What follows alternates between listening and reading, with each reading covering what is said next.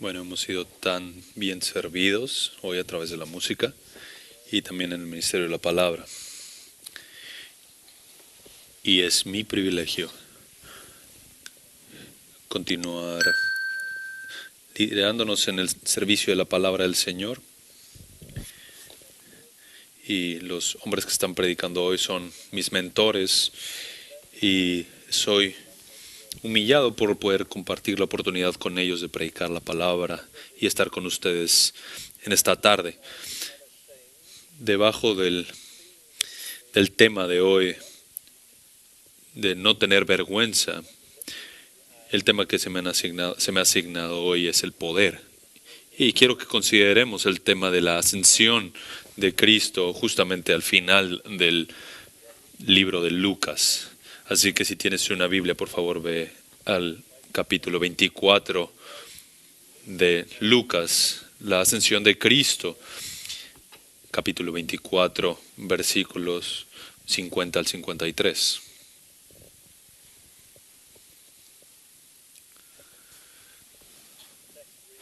El texto lee de la siguiente manera: Entonces los condujo fuera de la ciudad, hasta cerca de Betania, y alzando sus manos, los bendijo. Y aconteció que mientras los bendecía, se separó de ellos y fue llevado arriba al cielo. Ellos, después de adorarle, regresaron a Jerusalén con gran gozo, y estaban siempre en el templo alabando a Dios. Que el Señor bendiga su palabra en nuestros corazones en esta tarde. Cuando Cristo ascendió, ¿qué pasó con sus sandalias?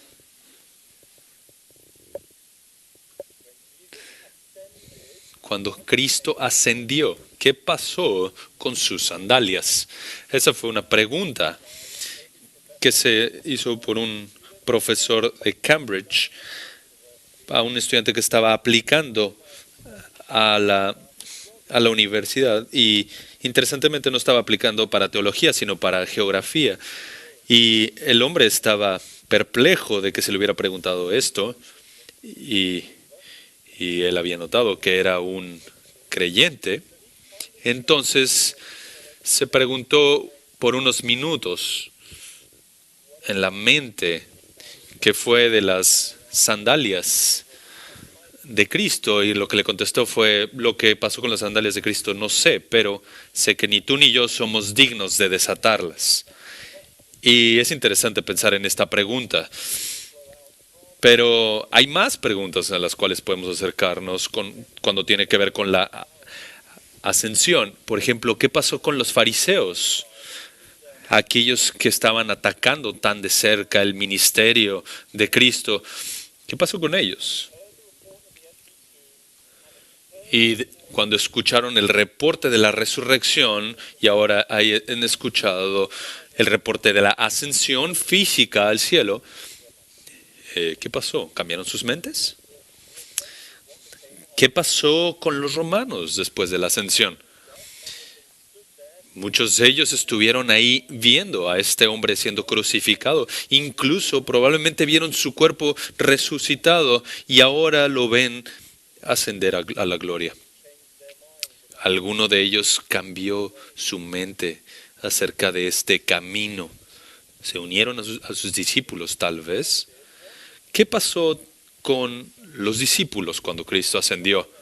Bueno, con respecto a esta pregunta, tenemos un libro completo que nos explica qué pasó con los discípulos después de la ascensión. Y por supuesto me refiero al libro de Hechos. Y en resumen, lo que pasó con los discípulos es que cambiaron el mundo. Hechos 17, estos hombres que han trastornado el mundo, mediante la predicación, mediante su testimonio fiel, aferrándose y adheriéndose a la iglesia local, no buscando causar problemas, pero simplemente siguiendo a su Señor, se convirtieron en hombres que cambiaron el mundo. ¿Cómo es que cumplieron con esta tarea teológicamente, contestaría que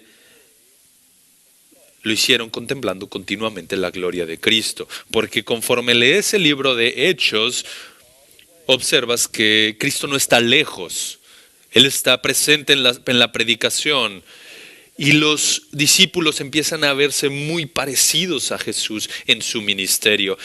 De repente me gusta decir que los hechos son los hechos del Cristo resucitado, porque los discípulos están contemplando la gloria de Cristo, y esto tiene una implicación pastoral para nosotros, porque se nos recuerda de las palabras de Simeón en el púlpito, tomadas de Juan capítulo 12. Señor, queremos ver a Jesús. Durante 54 años, este hombre predicó desde ese púlpito y leyó esas palabras: Señor, queremos ver a Jesús. La marca de su ministerio era mostrar la gloria de quién es Jesús. Y la implicación pastoral, obviamente, es que queremos hacer lo mismo. Queremos edificar a los cristianos y hacerlos fuertes y saludables, mostrándoles más acerca de la gloria de Cristo. Pero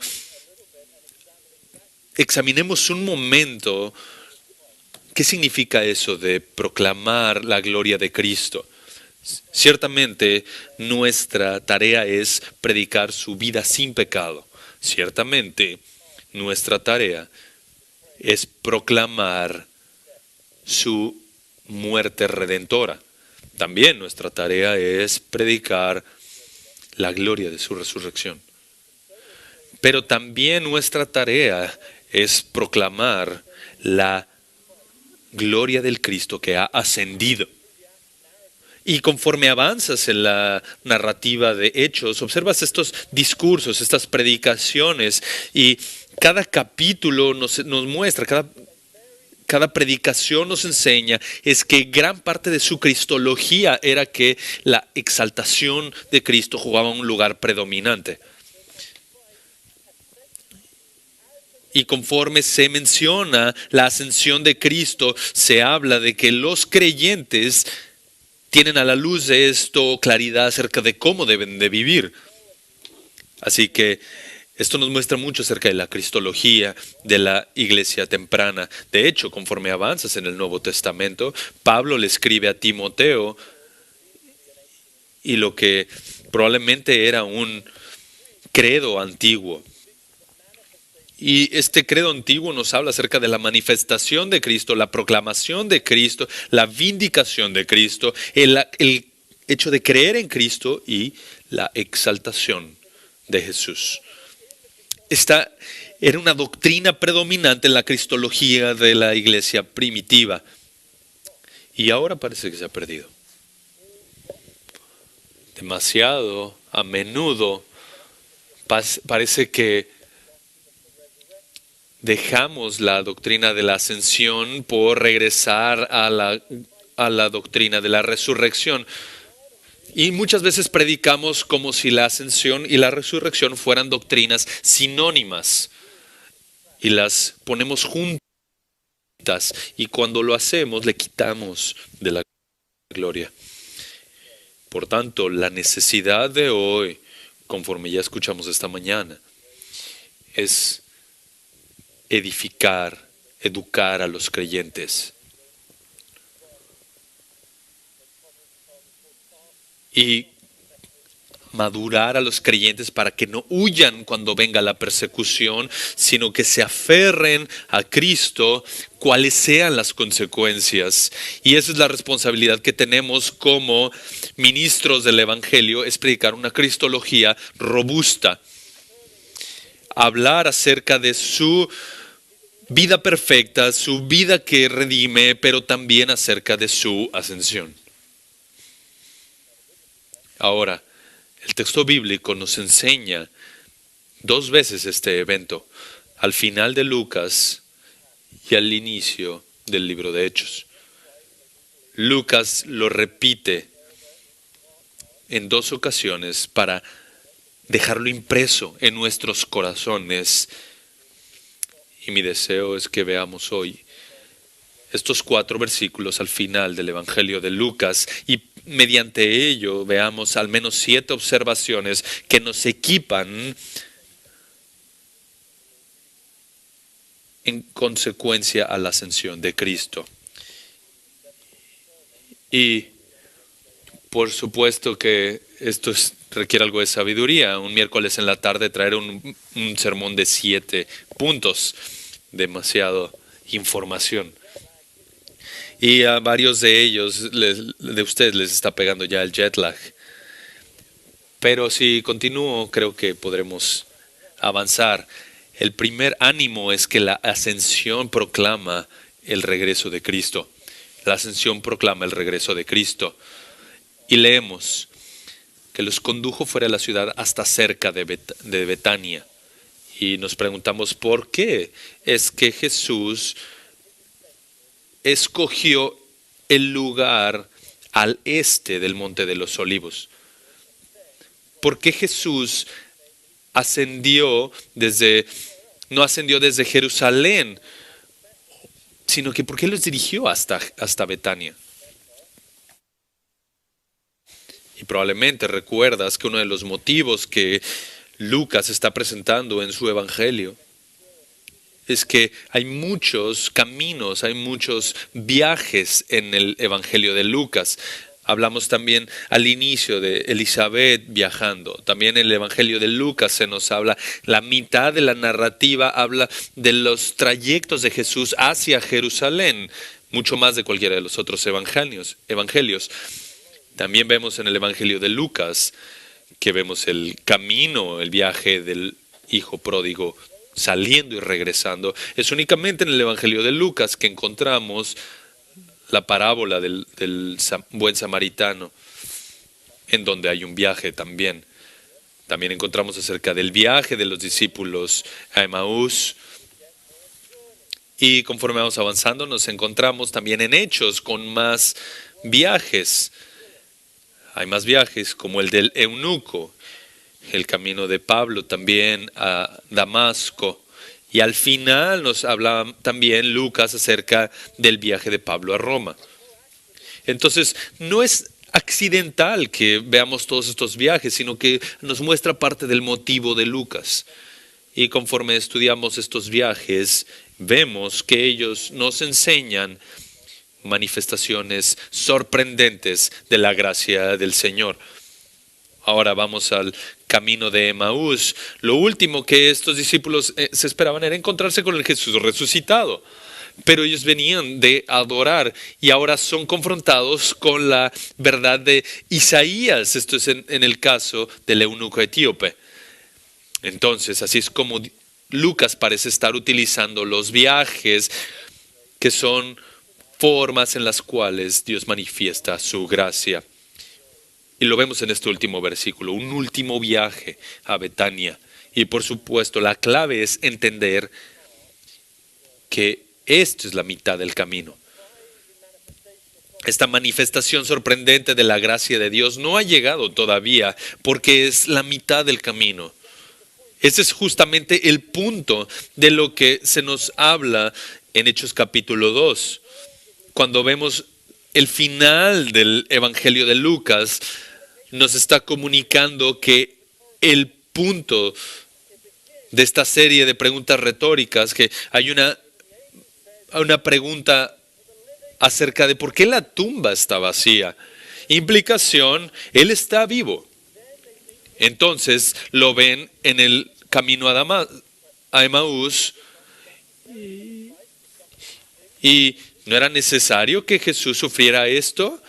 Implicación, Él murió. Y luego se encuentra con los discípulos y les pregunta ¿por qué están sus corazones apesadumbrados?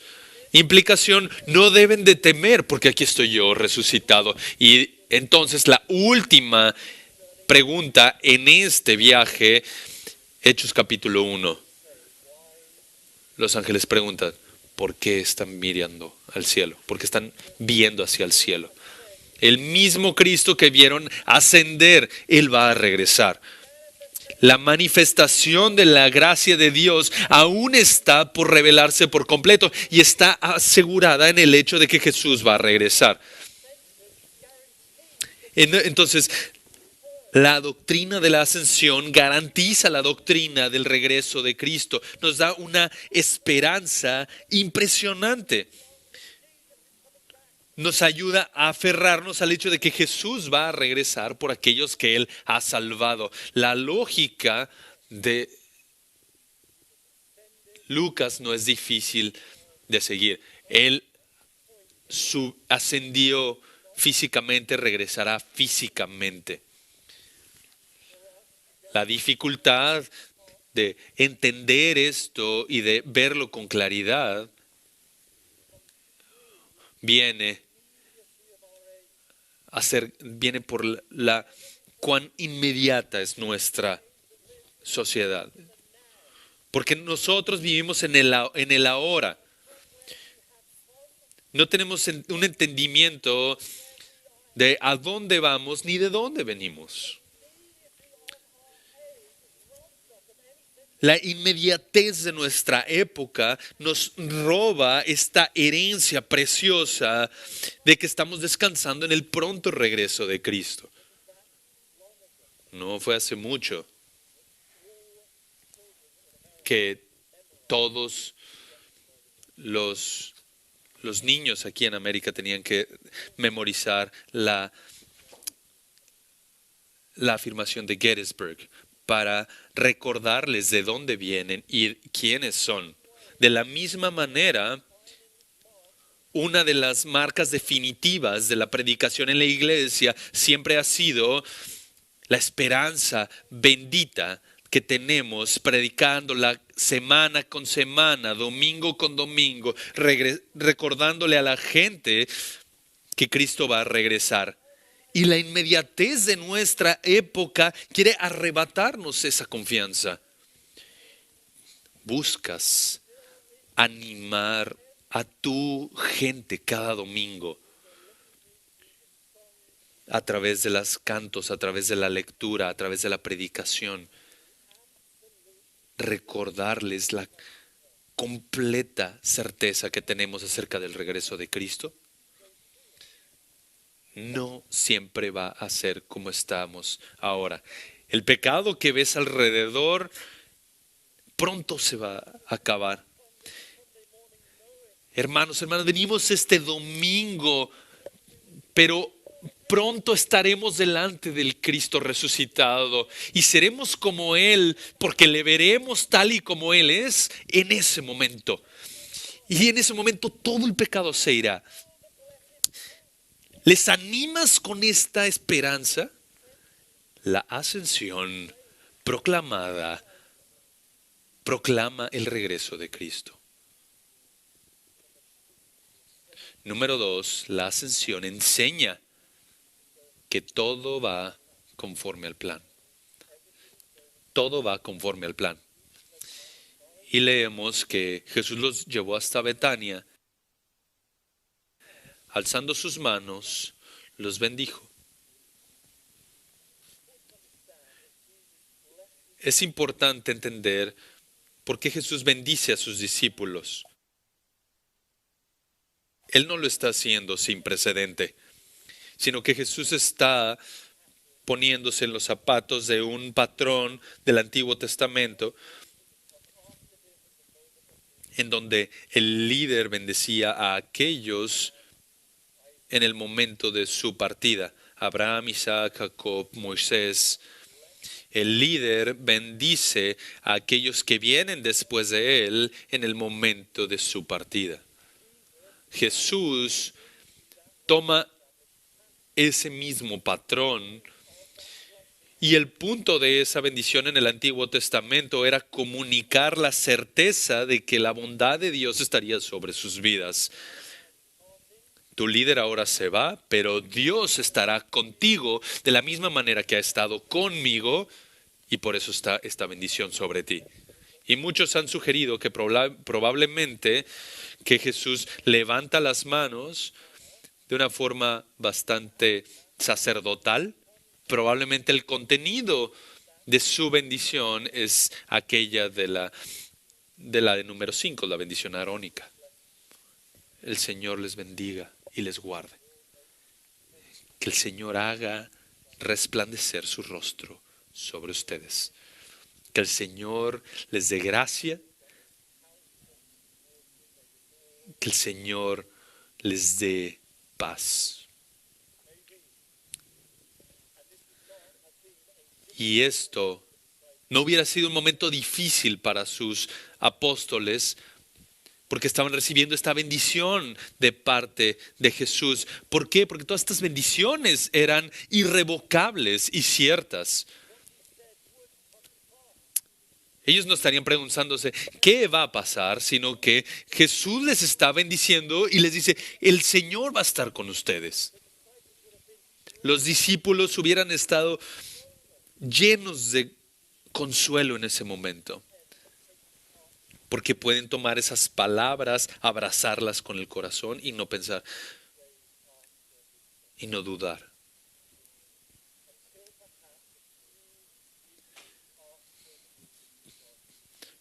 Pero solamente unas semanas después de que Jesús se fue a la gloria, algunos meses después, más adelante de la ascensión, y probablemente después de varios años de que Él no ha regresado, ¿cómo entonces hacemos sentido de esta bendición? Porque muy rápidamente en el libro de los Hechos las cosas comienzan a ponerse relativamente difíciles, porque la bendición de Cristo parece que ahora están siendo burlados, ahora están siendo perseguidos y ahora están recibiendo un rechazo del mensaje que están predicando. Y no es muchos capítulos después de que Esteban es apedreado, Santiago es matado, Pablo es encarcelado. Entonces, ¿cómo hacemos sentido de esta bendición? Y la respuesta, por supuesto, es que nosotros, tanto como ellos, necesitamos aferrarnos a lo que le llamo la teología de Lucas de la necesidad.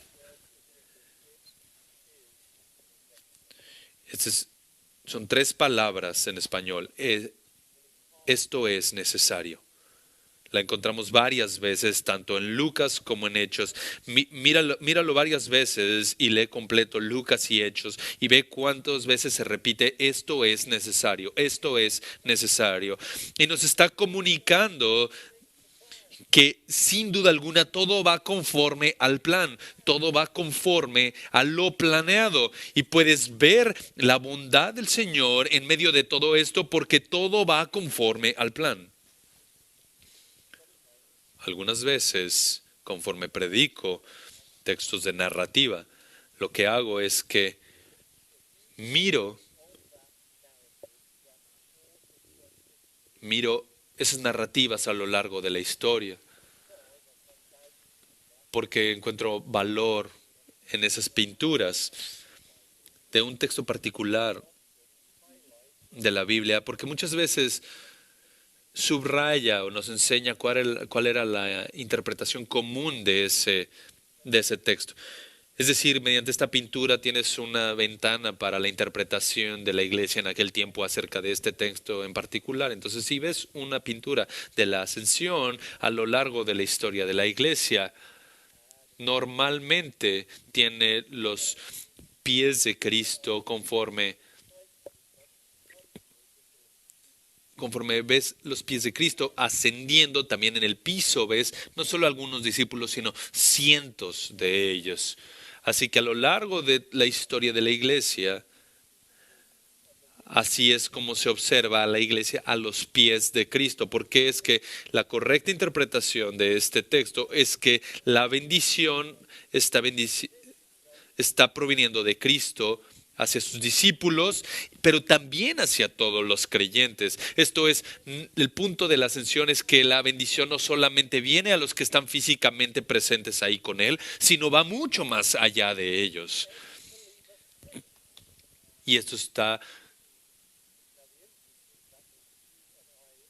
siendo implicado hacia todos los creyentes. de la historia. Y esto no lo digo ligeramente. Es una cosa decir en un domingo en la mañana que predicas la verdad. Predicas el hecho de que aún en la dificultad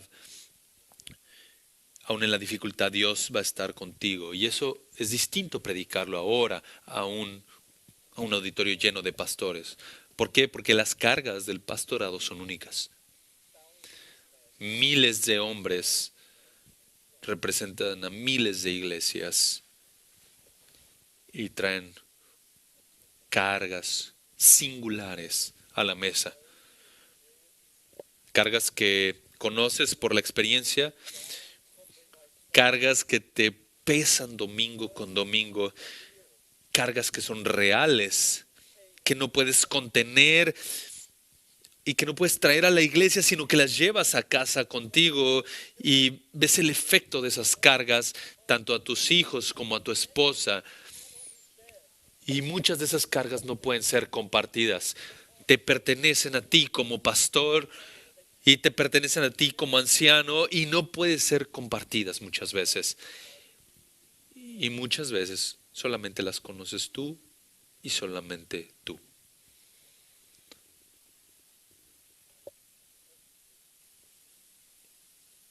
Y todo va conforme al plan. Mira, hermano, ministra a tu corazón la verdad de la ascensión. Encuentra una zona de descanso en la doctrina de la ascensión. Antes de que la gente venga ahí en lo callado de tu estudio un domingo en la mañana, aférrate a la exaltación de Cristo y predícate a ti mismo. Todo va conforme al plan. Verdad número 3. La ascensión habla de nuestro poder. La ascensión habla de nuestro poder. Lucas dice, versículo 51, que aconteció que mientras los bendecía, se separó de ellos. Y parece un poco redundante, porque también nos dijo en el versículo 50 que Dios los bendijo. Y por supuesto que esto es una repetición, pero la diferencia es que en el versículo 51 es que mientras Él los bendecía, Él se estaba separando de ellos. Y un detalle, este pequeño detalle no puede enfatizar lo suficiente cuánta implicación teológica tiene. Cuando el líder bendecía a aquellos que venían detrás de él, había una transferencia de su oficio. Abraham, Isaac, Jacob están dándoles las responsabilidades patriarcales a los que vienen después de ellos. Lo mismo pasa con Moisés y Josué. Mientras ellos están yendo, también están trayéndoles en un sentido el trabajo que ellos mismos tienen y dándoles la responsabilidad y dándoles junto con ello la bendición. Y ahora, en un sentido, hasta ahora has visto lo que yo he sido y ahora es lo que tú debes de ser. Entonces es muy importante que Jesús no bendice a sus discípulos como un carpintero. Él no estaba intentando convertir a sus discípulos en carpinteros. Tampoco bendice a sus discípulos en la cruz. Tampoco bendice a sus discípulos en su resurrección. Sino que les dio esta bendición en su gloria de la ascensión. Conforme Jesús asciende, ese es el momento en el que Él está bendiciendo a aquellos que vendrán después de Él. No porque ellos tendrían algún poder en ellos mismos, sino que a partir de ahora ellos deberían de entenderse como mediadores entre el Cristo exaltado y el resto. Esto transforma radicalmente el entendimiento que tienen de sí mismos, porque ahora deben de concebirse como mediadores del Cristo exaltado. Esto explica la confianza que tienen para predicar el Evangelio a lo largo del libro de Hechos. ¿Cómo es que pueden predicar con tanto denuedo? Porque no hay ningún otro nombre en el cual tú puedas ser salvo. Ellos no se tambalean en este mensaje, sino que tienen una solidez a la hora de predicarlo. ¿Por qué? Porque son mediadores del Cristo exaltado. Piénsalo de nuevo. Piensa acerca de Esteban. Su rostro está brillando como el de un ángel.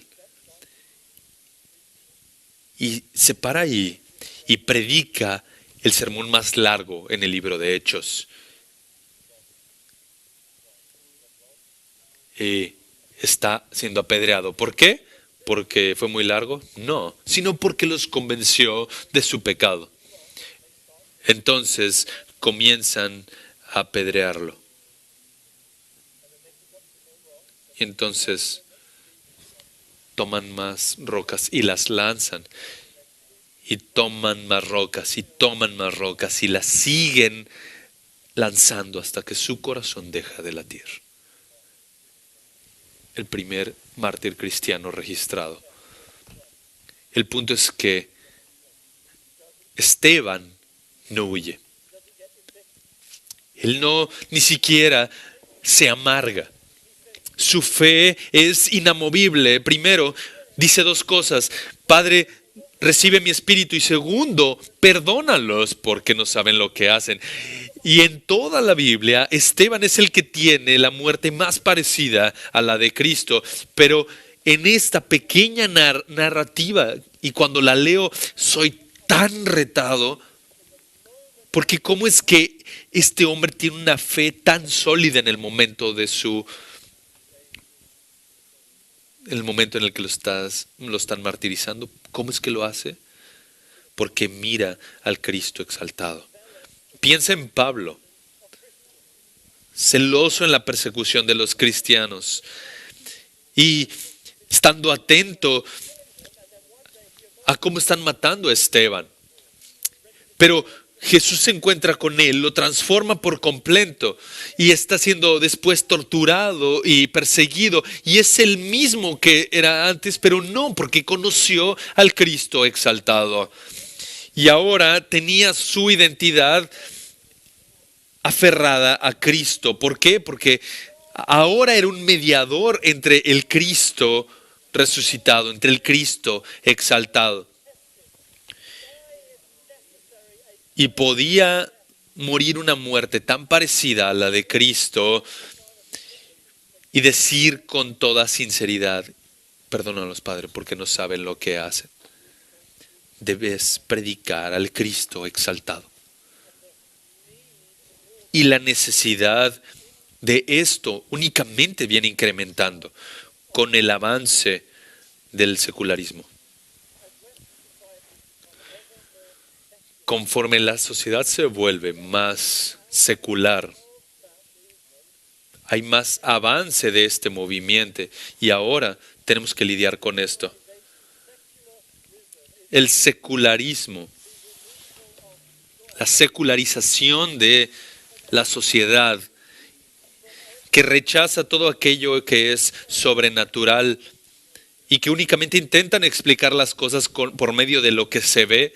Entonces ellos van a remover cualquier mención de lo divino, cualquier mención de Dios y se alejan de Dios para explicar lo que está pasando alrededor.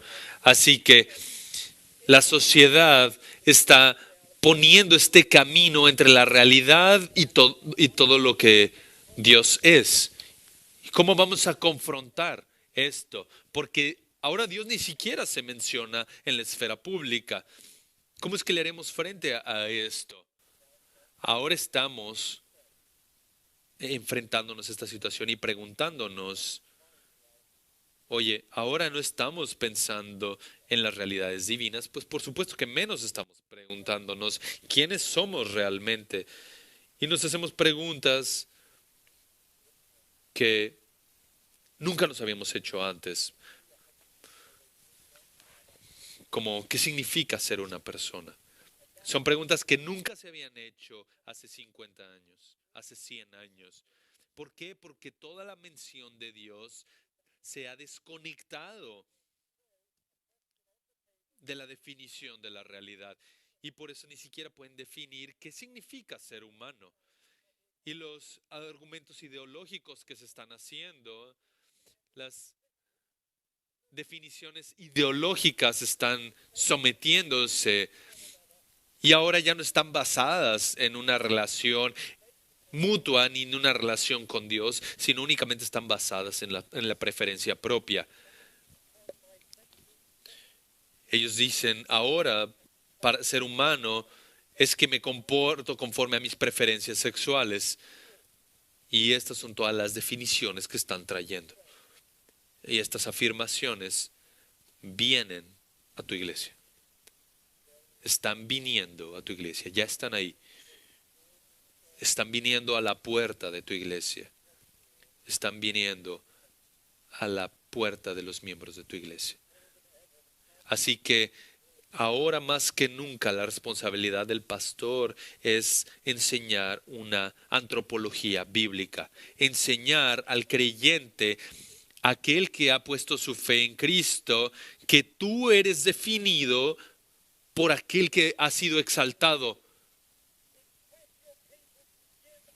Así que equipa a tu gente para que pueden responder esta pregunta. ¿Y cómo lo haces? Siendo un mediador del Cristo exaltado. Y en ese momento ellos van a poder estar firmes ante la prueba.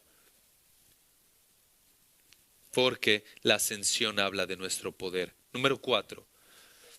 La ascensión proclama la protección de Cristo. La ascensión proclama la protección de Cristo. Leemos.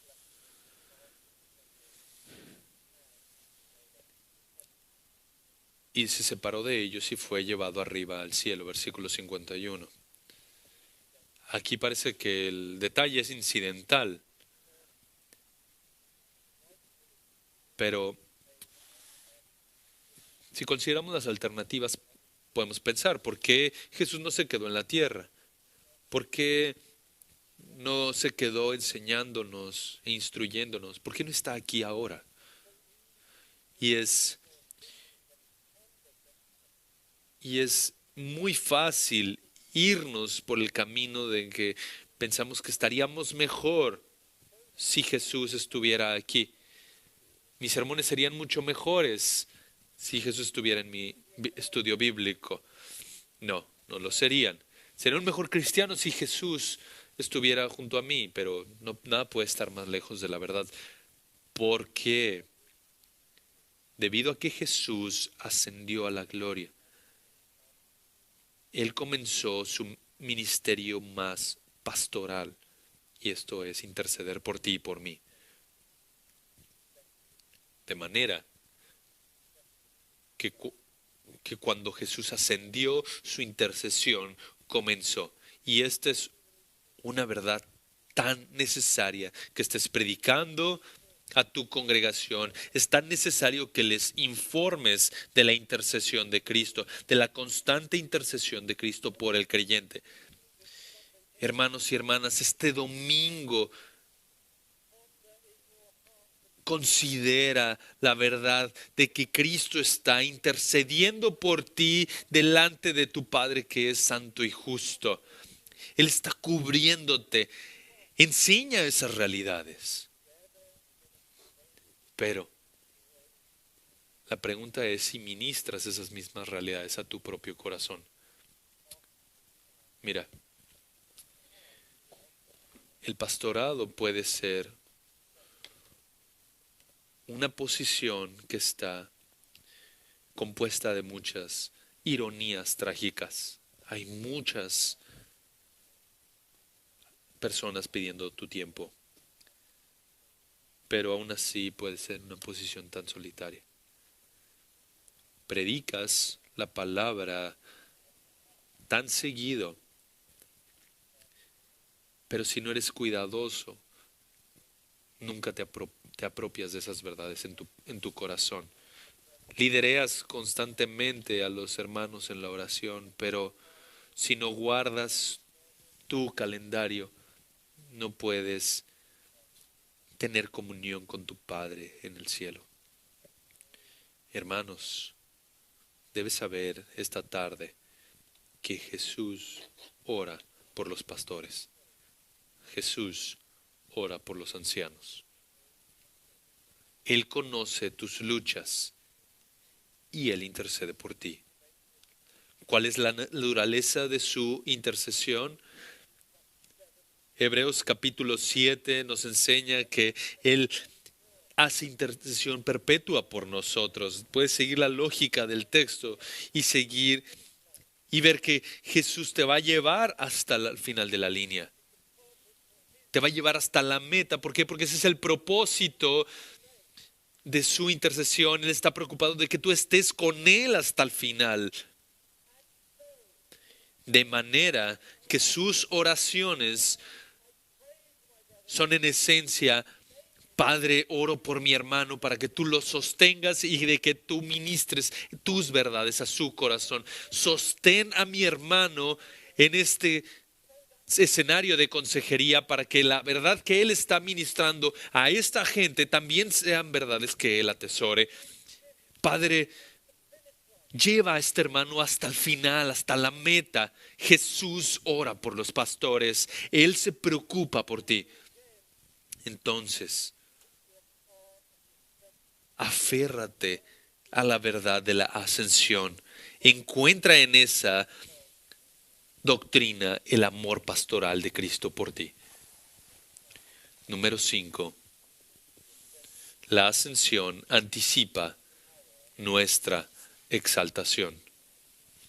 La ascensión anticipa nuestra exaltación.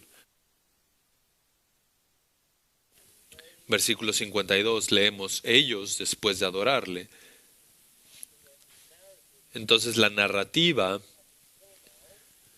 hasta este momento nos enseña que Jesús es quien está haciendo las acciones, pero ahora, conforme Jesús asciende, ahora quienes están actuando son los discípulos y ellos le están adorando, implica que están poniéndose en el piso y conforme ven a Jesús ascender, nos muestra una escena tan bella, probablemente la última escena en el Evangelio de Lucas, en donde vemos al Cristo ascendiendo y a sus discípulos adorándole. Y esto nos enseña toda la teología del Evangelio de Lucas, que uno de los temas principales es que el hecho que Jesús exalta a los humildes, pero humilla a los que se exaltan. Y lo vemos al inicio con el Magnificat de María. Y ella dice: has venido a mi estado tan humilde y por eso ahora todas las generaciones me llamarán bendita. Has visto mi humildad y a partir de ahora seré exaltada por todas las generaciones que vienen más adelante. Y en esa misma oración dice: pero tú destruyes al que se exalta a sí mismo. Y vemos en la narrativa que Jesús está cuidando de las mujeres, de los rechazados, de aquellos que son humildes. ¿Por qué? Porque Jesús está viniendo a elevar a estos que son los que vino a salvar. Y por supuesto, Jesús es nuestro ejemplo de este principio. Él no vino para ser servido, sino para servir y para dar su vida en rescate por muchos. Y de la misma manera, como Pablo nos enseña en Filipenses capítulo 2, Él fue obediente y obediente hasta la muerte, incluso muerte de cruz. El principio teológico es el que Jesús da para su exaltación. es que Él recibe un nombre por encima de todo nombre. Y ahí es donde Pablo lo usa en Filipenses como un ejemplo de nosotros para seguir. Y ahora los discípulos son débiles porque no lo entienden. Constantemente fallan en ver este principio, porque por eso hacen preguntas como ¿quién es tu favorito? O ¿puedo sentarme a tu diestra? Y si tú y yo hubiéramos estado ahí, hubiéramos hecho esas mismas preguntas.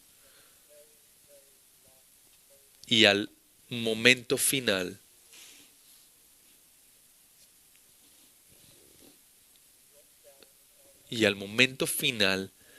le adoran, se postran ante Él, por fin lo entienden. El Cristo exaltado se muestra ante los discípulos que están siendo postrados delante de Él y nunca más ves en el libro de Hechos que los discípulos se eleven orgullosamente, sino que se mantienen a lo largo del libro en humildad, con tal disposición para predicar el Evangelio, para no buscar la alabanza del hombre, porque ahora entienden la exaltación de Cristo y ven que la ascensión de Cristo pone una sombra sobre su propio orgullo. Cuando Cristo abandonó el cielo, se hizo carne. Y cuando ascendió, no dejó su humanidad. Lo que nos enseña que el regreso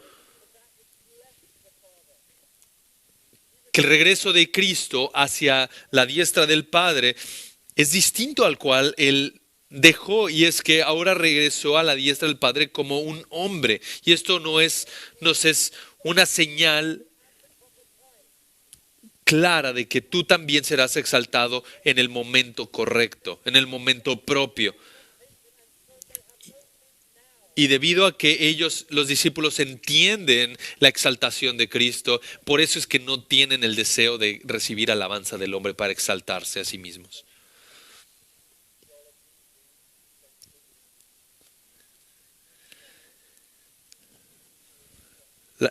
En el pasado, la teología de la ascensión ha sido mucho más prominente de lo que ha sido ahora. De hecho, antes celebrábamos la, la ascensión 40 días después de Semana Santa. Se celebraba lo que marcaba la ascensión de Cristo. Y en los 1700 había una práctica interesante en la ciudad de Londres, y era que todos los huérfanos se reunían en ese día,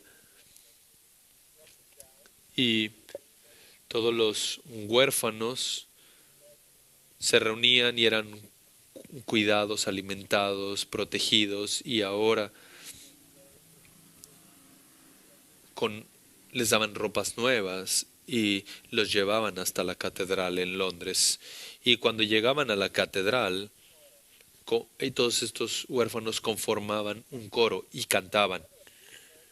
Y si alguna vez has estado ahí, que en la catedral, que el sonido se captura y gira constantemente.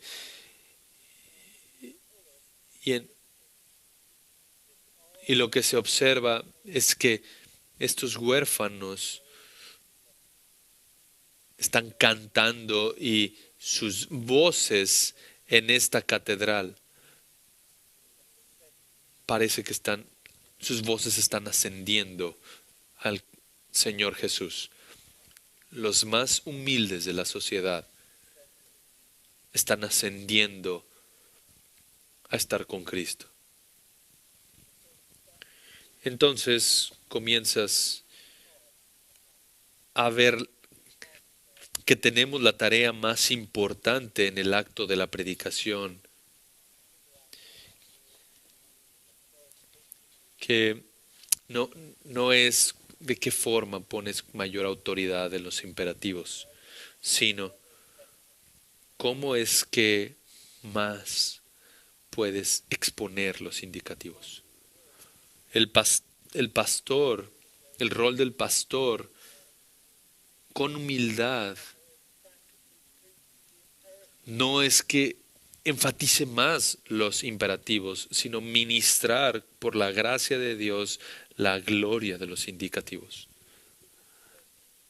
La ascensión de Cristo prefigura la nuestra. Haz una devoción y ten un alma devota a predicar la ascensión de Cristo. Mira cómo la congregación se humilla delante del Cristo resucitado y del Cristo ascendido.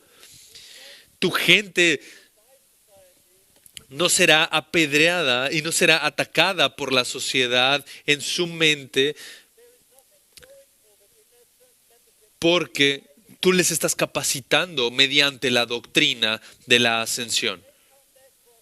Así que, ¿cómo les ayudas a que tomen su cruz y sigan a Cristo? Les predicas las doctrinas del Evangelio, pero también la doctrina de la exaltación de Cristo. Número 6. La ascensión nos da un propósito.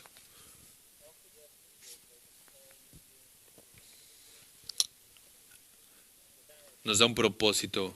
Versículo 52, y después de adorarle regresaron a Jerusalén con gran gozo, porque Él les había mandado a que predicaran el Evangelio hasta lo último de la tierra. Hechos 1:8, Jesús les da una misión. Y aquí entiendes que los discípulos están corriendo a esa misión. Ellos no dudaron, no están confundidos, están corriendo hacia Jerusalén con gozo. Están rebosando de gozo y tienen esta responsabilidad enfrente. Y el patrón de la narrativa de Hechos nos enseña cómo es que el Evangelio va avanzando hasta los confines de la tierra. ¿Por qué? Porque ellos corrieron con gran gozo a Jerusalén. Y su responsabilidad ahora es real. Ya Jesús no está con ellos. Entonces tienen esta tarea de predicar el Evangelio. Y no dudan. Ahora, el Evangelio llegó hasta los confines de la tierra, pero la implicación es que el trabajo no está terminado, sino que también se nos ha entregado esta misma responsabilidad y tú como pastor tienes dos opciones. Tienes dos opciones. Uno, puedes predicar el propósito de la vida cristiana. Puedes predicar en contra del consumismo en la iglesia. Puedes explicarles que tienen un propósito. O, otra opción, puedes evitar hacerlo. Puedes ser negligente en explicar el propósito de la vida cristiana. La razón es que cuando tú no predicas este propósito, dejas a tu gente descontenta. ¿Por qué? Porque si no les explicas el propósito, no saben para qué están acá. Y todos los pecados que vienen con eso, ahora tienes que tratar con ellos. O puedes predicar la responsabilidad de la vida cristiana. Desde la gracia del Evangelio, no antes que la gracia del Evangelio, sino mediante la gracia del Evangelio, predicarles las responsabilidades que fluyen de él. Hay una tarea que tenemos enfrente y tenemos que correr hacia la tarea con gozo, no dudando.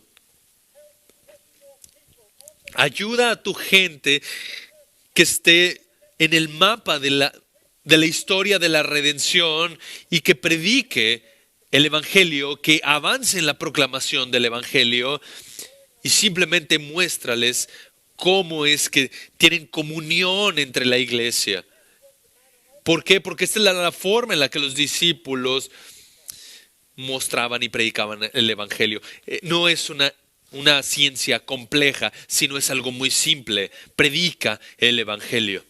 ¿Por qué? Porque todo va conforme al plan. Predica la responsabilidad que tienen del Evangelio mediante el Cristo ascendido. Y finalmente, la ascensión informa nuestro culto, nuestra adoración.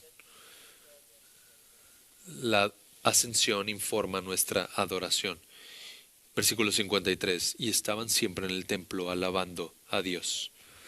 Una forma de pensar acerca de la ascensión es que subraya el hecho de la resurrección.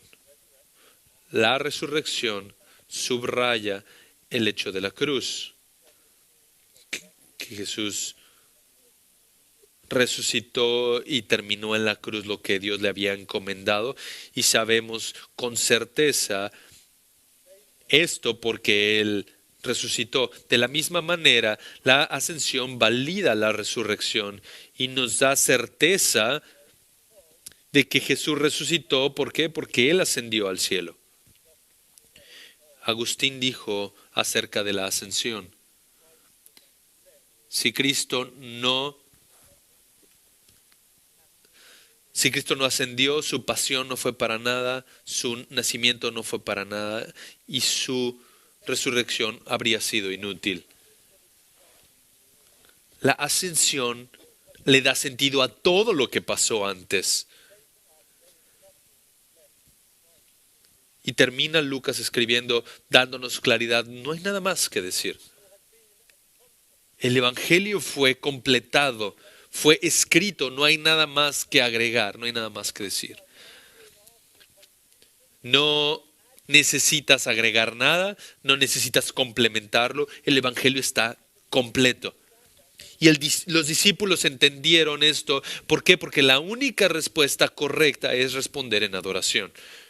Constantemente Lucas termina de la misma forma que comenzó en el templo, proclamando la salvación que Cristo ofrece. Entonces, te puedes imaginar lo que era en aquellos días. Pedro está en el templo, alabando a Dios. ¿Dónde más estaría? ¿Alguien ha visto a Andrés? ¿Dónde está? Está alabando a Dios en el templo. ¿Dónde más estaría? ¿Has visto recientemente a Santiago? Está en el templo. Está alabando a Dios. ¿Dónde más estaría? ¿Quién sabe? ¿Quién sabe a dónde irá nuestra libertad para congregarnos? ¿Quién sabe qué pasará? Pero que siempre se diga de los cristianos de esta generación: estaban constantemente alabando a Dios en la iglesia. ¿Dónde estarían? ¿En dónde más estarían? ¿Por qué? Porque han visto al Cristo ascendido. Oremos.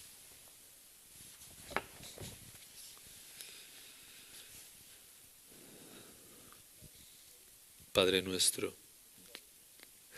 te alabamos porque Cristo no está con nosotros, sino que ascendió.